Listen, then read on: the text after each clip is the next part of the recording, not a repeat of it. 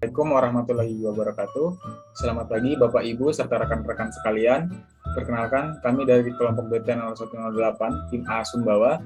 Kami di sini akan mempresentasikan hasil kerja kami mengenai wawancara yang sudah kami lakukan kepada beberapa narasumber di daerah pelosok. Kemudian permasalahan yang kami ambil adalah mengenai pendidikan di daerah pelosok. Adapun nama-nama anggota kami yaitu sebagai berikut. Kemudian untuk latar belakang di sini kami mengambil masalah ini karena adanya beberapa faktor. Di antaranya ada faktor peninjauan kami mengenai permasalahan pendidikan di daerah pelosok. Pendidikan di daerah pelosok adalah pendidikan yang masih sangat minim, bisa dilihat dari akses jalan yang kurang, teknologi yang tidak memadai, serta fasilitas-fasilitas yang tidak memadai. Berikut adalah dari 5 narasumber yang sudah kami wawancarai, diantaranya ada Ulfiana Nurul Hikmah, Risma Kumala Dewi, serta Dwi Anissa Oftani, dan kemudian ada Sevira Beauty dan Ibu Istiqomah. Hasil wawancara berikutnya yaitu yang sudah kami lakukan dari seorang narasumber bernama Risma Kumala Dewi, di mana kami ada menemukan beberapa permasalahan di sana yang kami dapatkan dari segi think and feel-nya, bahwa kebutuhan belajar dalam bentuk fisik baik, kemudian waktu menjadi dasar pemikiran yang berada di sana, kemudian fasilitas yang masih kurang, akses jaringan yang sulit, dan teknologi yang dirasakan pengajar dan pelajar yang masih sangat minim. Kemudian dari segi isinya atau yang dilihat yaitu adanya kondisi lingkungan pandemi yang mengakibatkan pada kurangnya koneksi. Kemudian ada belum menerapkan protokol kesehatan. Dari segi hairnya ada yaitu siswa dan siswi malas belajar dan kesulitan menerima pelajaran.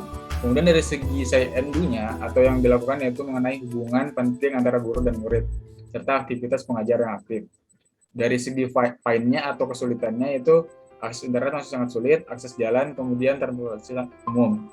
Kemudian dari segi gen-nya itu sebesar kebosanan belajar dan kunjungan pelajar.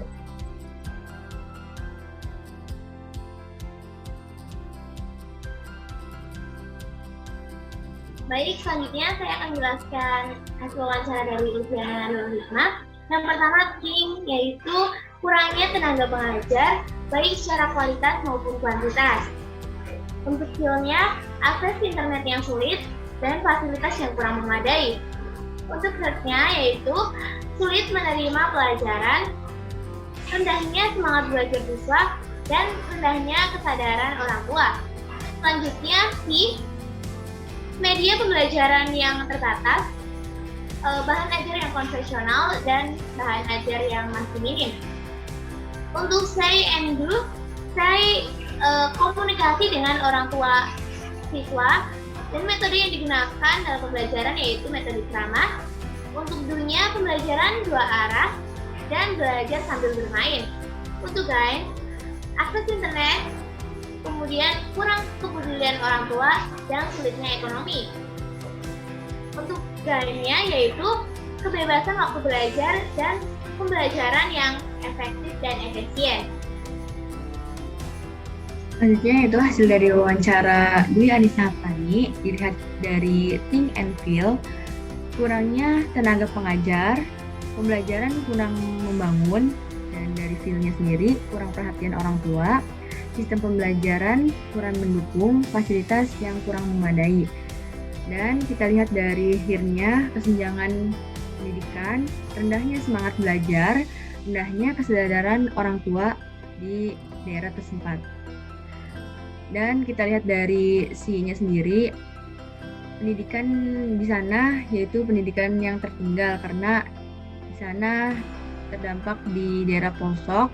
Terus dari pola pembelajarannya juga minimnya bahan ajar. Dan kita lihat dari say and do, komunikasi dengan orang tua siswa, kesenjangan pendidikan, penambahan jam belajar. Dan selanjutnya Pencapaiannya itu ada akses internet, kurangnya kepedulian orang tua, kepedulian di sana itu sangat minim, dan minat belajar. Dan yang terakhir, gainnya yaitu kesetaraan pendidikan di sana, di daerah, dan kemampuan adaptasi teknologi, kolaborasi, dan kompetisi untuk menciptakan pembelajaran yang baik. Selanjutnya ada narasumber Ibu Guru Istiqomah dari SD Negeri 7 Tegalsari. Dari Think and Feel-nya, dari Think sendiri ada kerendahan kesadaran dari orang tua siswa serta rendahnya sumber daya manusia masyarakat di sana. Sementara Feel-nya sulit untuk mendapatkan feedback dari pelajar ketika proses pembelajaran dan juga kurangnya fasilitas. Dari Hear-nya sendiri terjadi kejenuhan ketika pembelajaran sedang berlangsung sehingga sulit untuk menerima materi yang diberikan.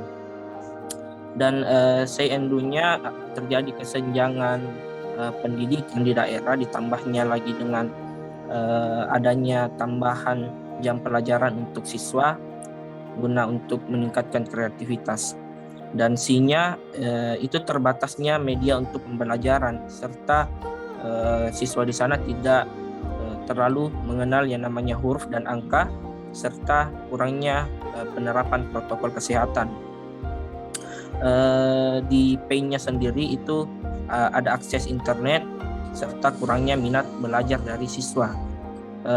Terakhir dari gain-nya itu ada waktu belajar yang sedikit lebih sedikit akan tetapi efektif untuk digunakan dalam proses pembelajaran. Berikutnya ada hasil wawancara dengan Sapira Betty, yaitu ada Think and Feel. Think-nya sendiri ada model pembelajaran yang baru.